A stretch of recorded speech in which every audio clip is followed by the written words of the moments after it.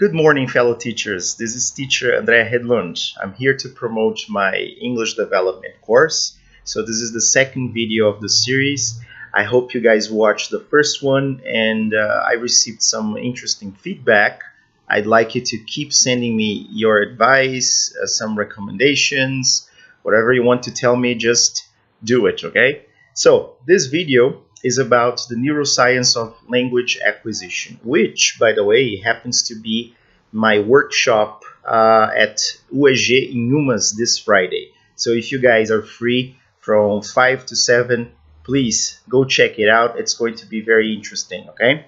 So I'm going to try to demonstrate how our brain processes the learning of a language, of anything actually. So I'm basically going to talk about the neuroscience of learning in general, but also more specifically about how we acquire or how we learn language, okay? So this is a picture of our brains, okay?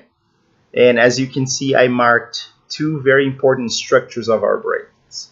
The hippocampus, which is responsible for making us paying attention or focus, if you may, and the amygdala, that's responsible for our emotional responses to anything. So those two structures are very important for our learning process, because if there's no focus, there's no learning. So that's why experts around the world and teachers and everyone, we've been discussing how hyperactive and ADHD kids cannot learn, right? So the most important thing about the learning process is to make sure that your students are paying attention, that they are focusing, okay? And the amygdala is a very important part of our brains, because it triggers emotional responses to whatever happens to us in our lives, okay? So if there is no emotion involved, there is a high chance, high probability that we're not going to learn, because we're not interested. It doesn't feel right. We don't get carried away, or we don't feel motivated to keep going and to keep learning, okay?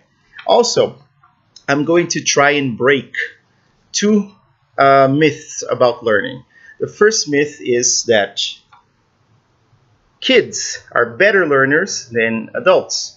Actually, I traveled to Israel this year to talk to one expert called Dr. Avi Karni, who studies how we can acquire second language.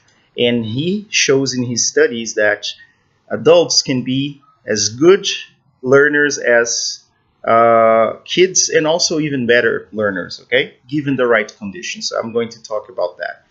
And I'm going to talk about the second myth. Our memories have to be very good for us to learn language. That's not necessarily true. There is a connection, however. You don't have to have a wonderful, perfect memory for you to learn a language. As a matter of fact, our memory works basically like a video camera, okay? So there are three processes involved. First one is encoding, which is basically recording whatever we're trying to learn, right? Then we have to store. So storage is the second process. We have to save it somewhere inside our memories, right? And inside our brains, actually. And then we have to retrieve that information. So we have to access that. The most complicated part for most of us learners is to retrieve that information, to find the path that leads us to where we stored the information, okay? So if you guys are curious, if you want to know more, contact me about the English development course, or check out my workshop at UEG in Umas, okay? Thank you very much.